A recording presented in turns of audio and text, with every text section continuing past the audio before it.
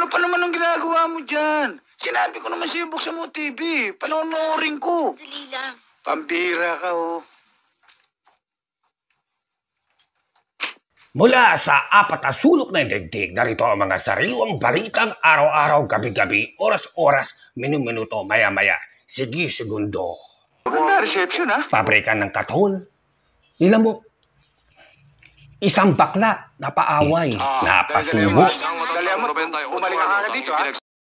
Isang 98, matanda na sakdal, nasalang rape, ngunit sa dumating ng hukuman. Ang matanda ay pinawalang sala. Ang dahilan ayaw tumayo ng kanyang testigo. Utot na pinasok sa rep, tumigas. Isang lalaki, nag-amok, matapos paamuyin ang kanyang utot. Tindera ng suka, tinuyo. Pabrika ng katol, nilamok. Asawa? Go, go, go, go, go, go! Napapaligiran ka na namin! Men! Hindi ako susuko!